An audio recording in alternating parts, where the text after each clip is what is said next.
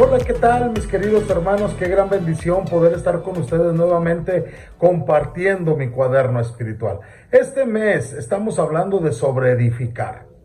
En Hebreos capítulo 13, versículo 7 dice: Acordaos de vuestros pastores que os hablaron la palabra de Dios y seguid el ejemplo de su fe, considerando cuál haya sido el éxito de su conducta.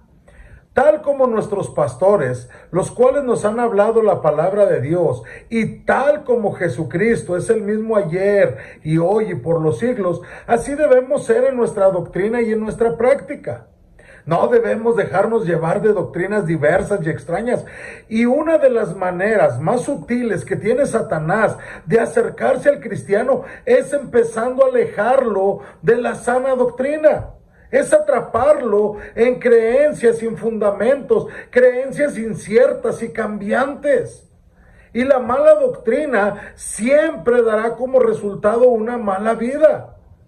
Una de las cosas más tristes del mundo es que un cristiano se vea arrastrado a una doctrina falsa y termine siendo ineficaz, que pierda el gozo, que pierda la recompensa, que pierda el testimonio.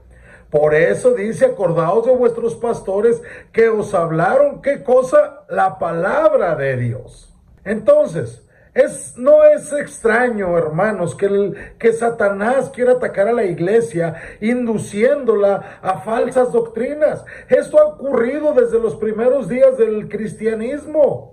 Pablo llegó a sorprenderse de que algunos creyentes gálatas se hubieran alejado del que los llamó por la gracia de Cristo para seguir un evangelio diferente. Y continúa diciendo el apóstol Pablo, no que haya otro, sino que había algunos que los perturbaban y querían pervertir el evangelio de Cristo.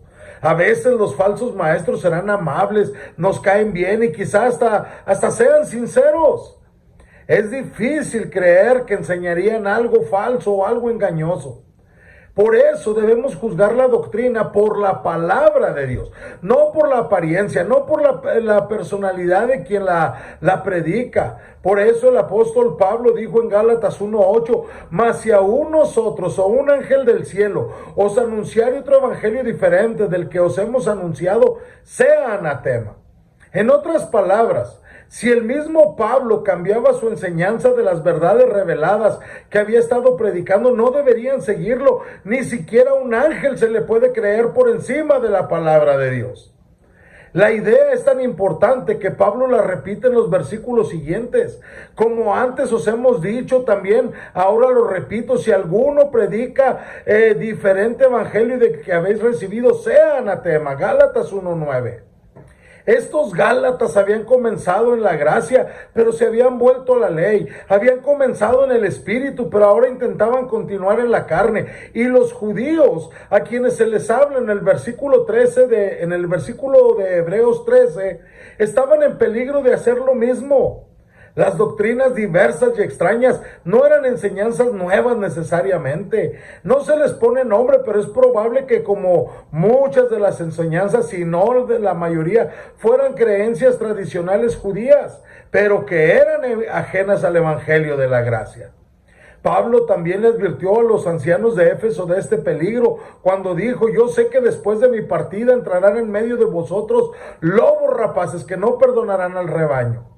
El apóstol los encomendó a la palabra de Dios en Hechos 20:32.